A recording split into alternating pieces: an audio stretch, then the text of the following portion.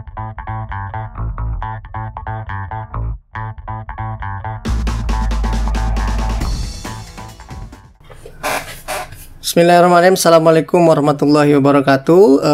Kawan-kawan sekalian, berjumpa lagi dengan saya Zezen Zainal Mutakin di dalam video komentar The Comment.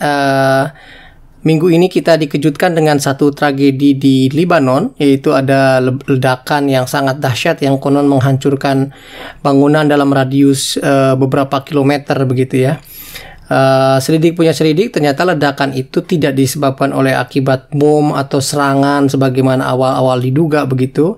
Sampai Donald Trump sempat men-tweet bahwa ini kemungkinan adalah serangan militer begitu terhadap Lebanon, di Beirut.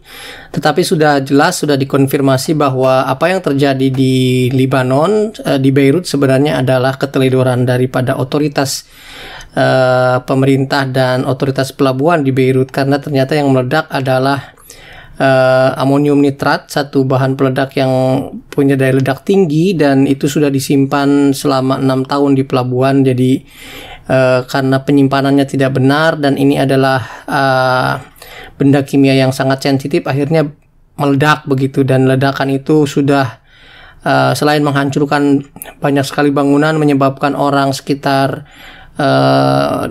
ratusan ribu, mungkin sampai 300.000 orang kehilangan tempat tinggal, 157 orang meninggal dunia, 80 orang hilang. Datanya mungkin akan terus berubah, tapi kurang lebih seperti itu begitu ya. Tentu saja kita turut prihatin, turut berbelasungkawa atas apa yang terjadi di Beirut. Semoga ini bisa dijadikan pelajaran kepada kita bahwa negligent atau keteledoran bisa berakibat fatal kalau keteledoran itu dilakukan oleh aparat gitu ya. Jadi aparat di Indonesia tidak boleh teledor, terutama terkait hal-hal yang menyangkut nasib banyak orang begitu.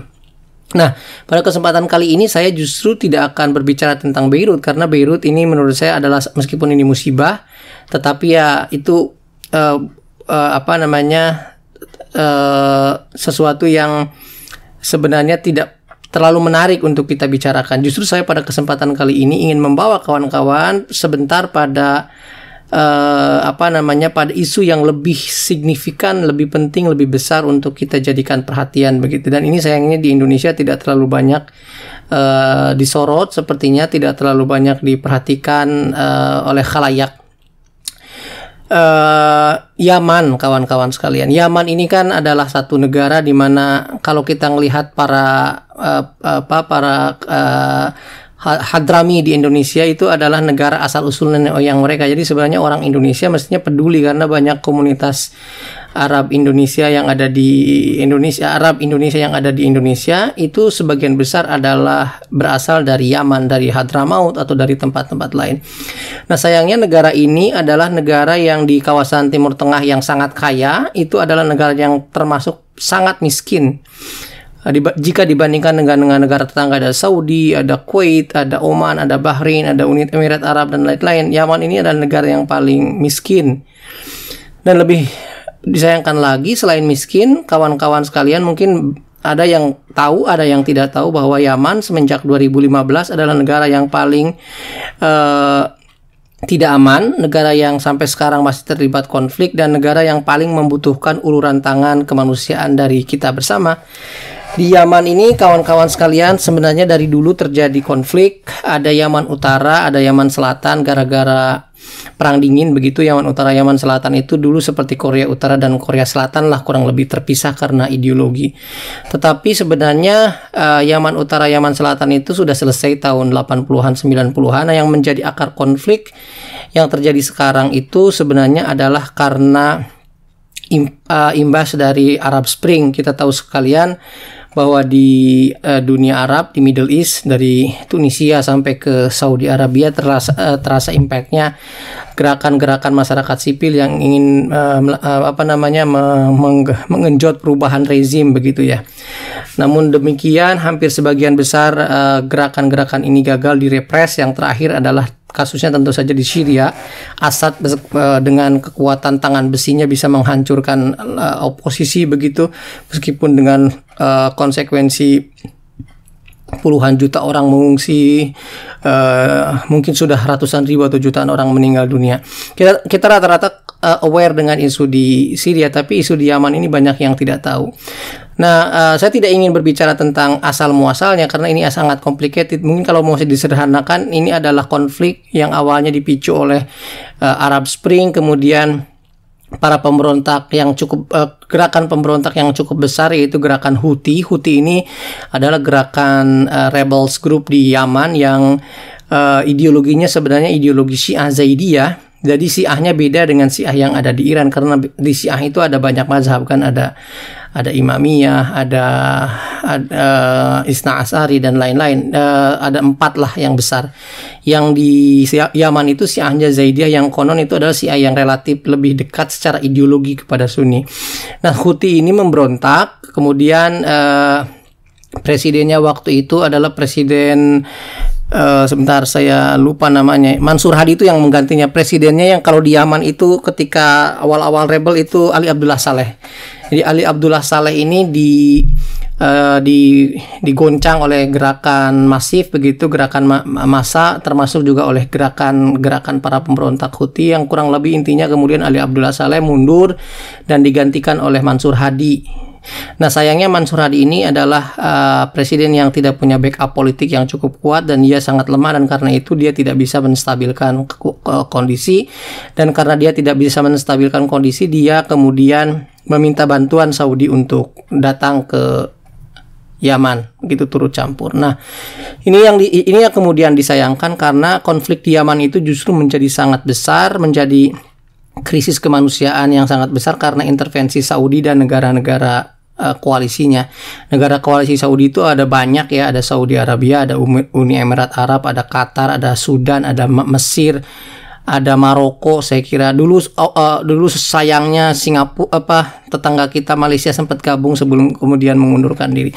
Nah, krisis kemanusiaan ini menjadi parah karena Saudi kemudian melancarkan melancarkan serangan militer ke kantong-kantong yang diduga kantong-kantong pemberontak, dan akhirnya porak-poranda lah itu Yaman sampai sekarang tidak aman, meskipun sudah ada gencatan senjata secara real kondisinya menjadi sangat krisis besar lah begitu. Nah, yang lebih mengerikan lagi adalah karena kemudian krisis yang sudah pelik ini dipersulit lagi dengan dengan kelompok-kelompok jihadis yang ingin mengambil manfaat begitu di dalam kondisi yang keruh.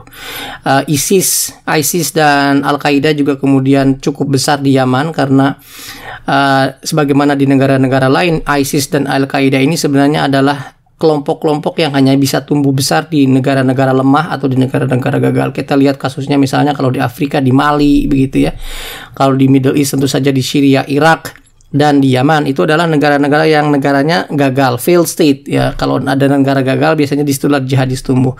Nah, konflik di Yaman itu kurang lebih aktor-aktor besarnya adalah ada Mansur Hadi dan pemerintah pendukungnya, kemudian ada Houthi dan para pendukungnya, dan yang menarik itu sebenarnya Houthi juga didukung oleh sebagian kelompok Sunni juga yang tidak puas dengan pemerintahan. Kemudian ada aktor lain yaitu ISIS dan Al-Qaeda. Jadi agak rumit jadi konflik di Yaman. Belum lagi kalau kita mau lihat proksi-proksinya, sekutu-sekutunya Houthi ini konon didukung oleh Iran, meskipun saya tidak tahu validitasnya.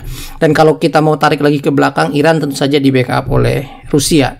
Saudi Arabia kita tahu semua backup big bossnya adalah Amerika Serikat. Jadi ini konfliknya complicated. Nah, yang lebih penting sekarang untuk kita adalah justru isu kemanusiaannya. Kenapa? Karena di Yaman sekarang sudah ada sekitar dari 30 juta penduduk, 20 juta penduduk, hampir 20 juta penduduknya berada dalam krisis. Jadi mereka membutuhkan uluran tangan kemanusiaan. Kemudian 12 juta anak-anak juga dalam keadaan malnutrisi, kelaparan. Bayangin 12 juta orang kelaparan, gambar-gambarnya kalau Anda lihat di internet sangat menyedihkan begitu ya. Kemudian sekarang di Yaman ada sekitar 4 juta pengungsi yang displaced ya, yang mengungsi dari rumahnya. Kemudian yang meninggal sudah hampir 250.000 orang. Jadi ini data-datanya sangat mengerikan. Kalau mau disederhanakan, dari 30 juta orang itu hampir 2/3 penduduknya berada di dalam krisis kelaparan, krisis kemanusiaan, krisis pangan, sandang, pangan, obat, semua begitu ya.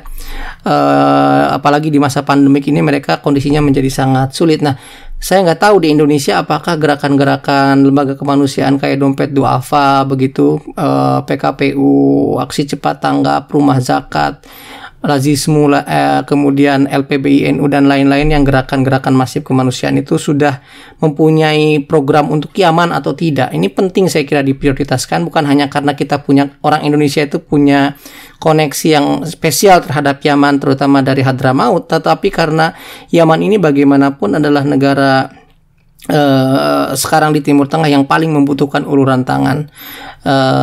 Jadi jangan termakan dengan isu Sunni Syiah di dalam konteks Yaman, karena sebenarnya isu yang paling besarnya menurut saya bukan karena Sunni Syiah, karena Zaidiyah ini secara teologi adalah kalaupun orang ada yang mau membentur-benturkan Sunni dan Syiah, Zaidiyah ini relatif aliran Syiah yang relatif paling dekat dengan kelompok-kelompok Sunni. Begitu sudah banyak saya kira fatwa-fatwa tentang Zaidiyah kalau dilihat dari perspektif teologi Sunni Syiah. Jadi menurut saya gerakan kemanusiaan di Indonesia harus mulai mencoba bergerak lebih untuk membantu saudara-saudara kita di Yaman. Segitu saja dari saya, semoga bermanfaat. Assalamualaikum warahmatullahi wabarakatuh dan sampai jumpa di video kita berikutnya. Assalamualaikum.